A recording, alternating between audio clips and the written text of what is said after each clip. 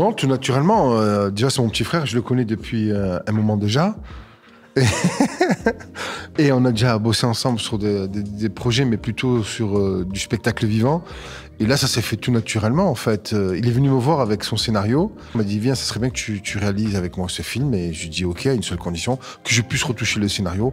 Et après, on a fait le découpage, on a choisi la ville en Inde, Calcutta, pour ses qualités cinématographiques. Et après, on a procédé de façon très, très naturelle. Comme la majeure partie du temps, il était de l'autre côté de la caméra, il me faisait confiance pour le reste.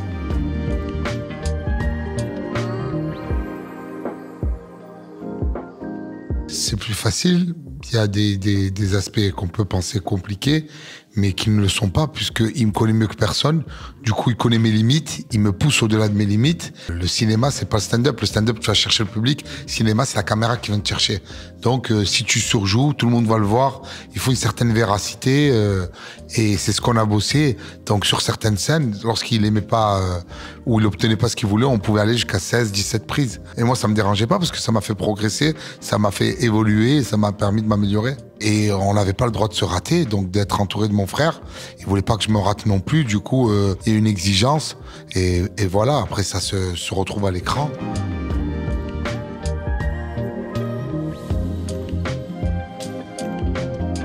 Ben déjà par rapport au scénario, vu que son usine est délocalisée, en général les délocalisations elles se font dans cette partie du monde. En Asie, la Chine, Bangladesh, tout ça. Et après on s'était posé la question avec Redouane, l'Inde pourquoi pas. Déjà on était fan de ce pays-là à cause de Bollywood. Notre maman, gamin, on était presque biberonné à ces VHS de Bollywood. Après en grandissant avec Slumdog Millionnaire dont on est fan, on s'est dit l'Inde. Et l'Inde, on va pas se mentir, au niveau cinématographique, c'est exceptionnel. C'est canon. Alors au début, on nous a laissé le choix de la ville. Au début, on s'est dit peut-être le Rajasthan, mais c'était, on va dire, un peu vu et revu, avec ses palais, ses pierres ocre. Et on cherchait quelque chose de beaucoup plus patiné, beaucoup plus underground, beaucoup plus vintage. On est tombé sur la ville de Calcutta. Ben, on voulait pas justement la carte postale, mais on voulait pas non plus caricaturer les Indiens. On voulait pas rentrer dans l'écueil de « on se moque de vous ».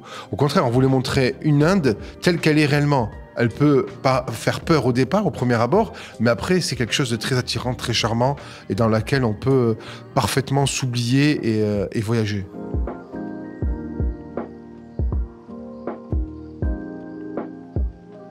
44 jours en Inde ». 44 jours, 44 degrés, taux d'humidité 85%, la pollution, nuisance sonore. Donc c'était pas tout rose, mais comme l'équipe était accueillante, chaleureuse, très fraternelle, on a passé un super bon moment. Après, on a tourné vraiment dans Calcutta. Il y a les scènes d'extérieur, la scène du scooter, la scène du marché aux fleurs, la scène où je marche avec Raoul.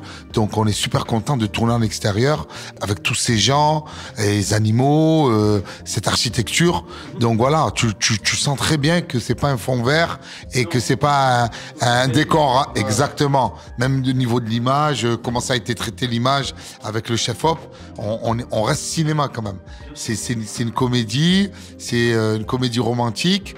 Il y a une trame sociétale, il y a beaucoup d'humour, il y a des gags, mais quand même, on a voulu que ce soit beau et que les gens voyagent. Vraiment, l'espace d'un moment, tu prends ta place de cinéma, tu te retrouves avec le grand écran parachuté en Inde, tu te dis waouh, on y est.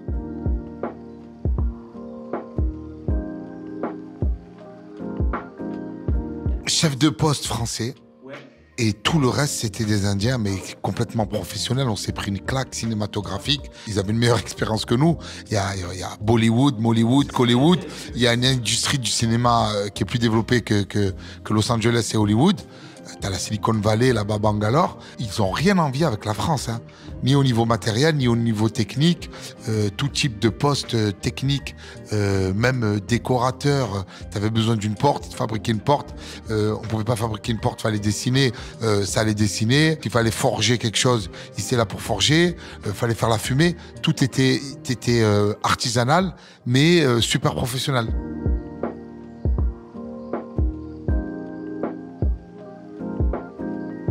Mais moi j'ai commencé avec du théâtre classique dans un premier temps. À la base, c'est de la comédie à l'art. Ouais. Voilà. Et après, j'ai enchaîné plus avec un répertoire burlesque et j'ai commencé à faire des seuls en scène. Et après les seuls en scène, mes frères m'ont rejoint, notamment Redouane, qui a voulu faire du stand-up. Hichem par la suite. On commençait à faire des plateaux de stand-up à Marseille. Et après, Hichem a eu l'idée de faire une web-série. Voilà, et Hakim l'a rejoint, lui, pour le coup, en réalisation et en écriture. Et quand cette web-série a tellement cartonné qu'on nous a proposé de faire un film, là, moi, j'ai réintégré l'équipe d'écriture pour le scénario et la réalisation. Ça se finalise bien parce que quand on a la liberté totale de faire ses projets, c'est exceptionnel. Je pense que tu veux rajouter un truc. Oui.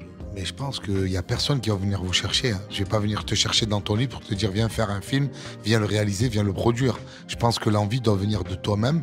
Donc c'est une envie qui vient de nous-mêmes. Et du coup, on n'est jamais mieux servi que par soi-même. Et voilà, maintenant qu'on a les moyens, on se donne les moyens. Si on peut s'autoproduire, on s'autoproduit. Si on peut réaliser, co-réaliser, jouer dedans. Et on fait ce qu'on veut à notre manière. Et voilà, on ramène notre touche. Après, c'est vrai qu'il y a une touche familiale. Mais voilà, on est arrivé à un moment, il n'y a personne qui est venu nous chercher. Du coup, on savait que personne n'allait venir nous chercher. Exactement. Donc, exactement, on s'est développé nous-mêmes. Et voilà, ça fonctionne très bien. Le premier film a fait 700 000 spectateurs. Le deuxième a fait 1,4 million. Et voilà, ça monte Sous écrou, qui est une nouvelle création, a fait 700 000. Du coup, voilà, on bosse, on fait nos films et ça fonctionne. Hein.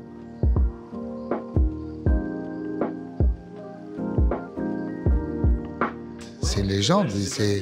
Ben oui, j'osais pas le dire. Josiane pas le dire. Non, mais Josiane, c'est exceptionnel. Avec une filmographie de malade. Les bronzés font du ski. Papy fait de la résistance. Gazon maudit. Nuit d'ivresse. Donc, énormément de films qui nous ont donné envie de faire du cinéma. C'est la grande tradition de films humoristiques, familiaux, français. Et on est dans cette lignée-là. Et on ne pouvait pas faire un film dans cette lignée sans inviter Josiane Balasco.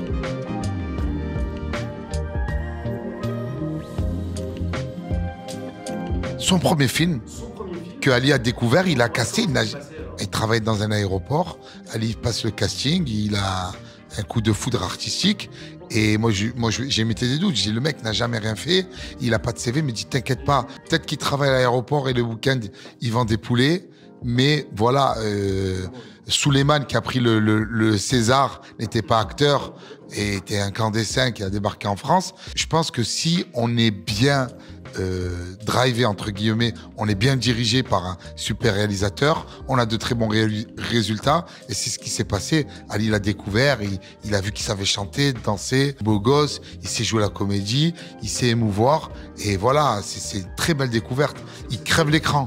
À la lecture du scénario, le rôle de Hassan, enfin Raoul dans le film, c'était un personnage qui était beaucoup plus âgé, qui avait la cinquantaine, qui était fatigué et éreinté par la vie à cause d'un dur travail à l'usine. Et en allant justement à la lecture de ce scénario-là, je me dis, ça serait bien de rafraîchir un petit peu tout ça. Ça, c'est une Inde qu'on fantasme un petit peu.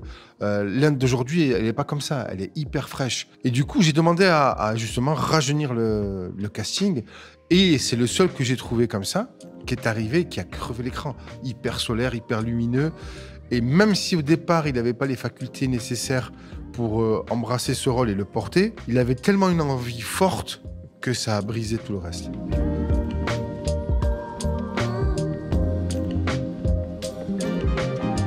Non. Il y a beaucoup de films qui cartonnent en comédie et qui fonctionnent très bien avec... Justement, il y a Christian Clavier, Didier Bourdon, Hakim Djemili. On a des très bons films dans la tradition française de comédie qui sont Chasse gardée, Cocorico, Qu'est-ce qu'on a fait au bon Dieu. Il y a beaucoup de films qui sortent comme ça et qui cartonnent et qui fonctionnent. La place de la comédie en France a toujours été hyper importante parce que on a besoin de décompresser. Nous, on est fans de Louis de Funès. On a grandi avec La Grande Vadrouille, avec Rabbi Jacob. Et on a grandi avec tous ces films-là. Après, plus tard, il y a eu Les Trois Frères. Il y a eu des inconnus. Les comédies françaises, elles servent justement, pendant les moments difficiles, à justement aller mieux. Je pense qu'on est plus de l'ordre de la thérapie. Et je pense qu'une bonne comédie peut faire du bien.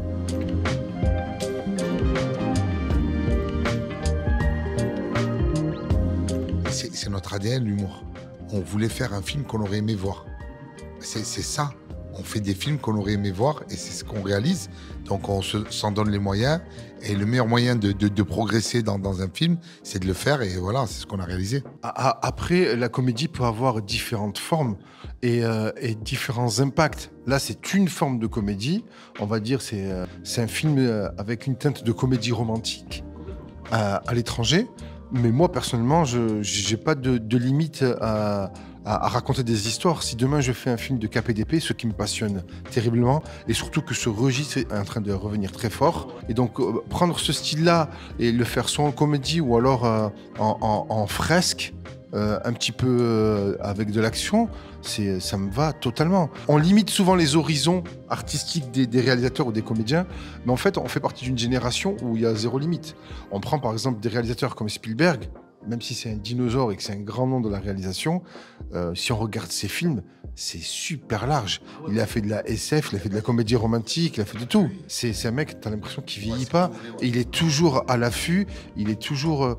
et c'est ce qu'on aimerait faire aussi dans nos films. Donc oui, de la comédie, oui, ça fait rire, mais on peut toucher à plein d'autres registres.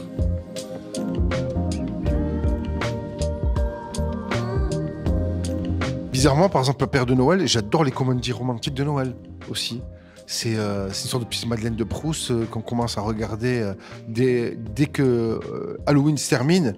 On commence à nous bombarder de ces films-là. J'aimerais bien faire une comédie romantique de Noël qui se passe en Provence, par exemple, à Marseille, parce qu'on a une tradition provençale avec les santons.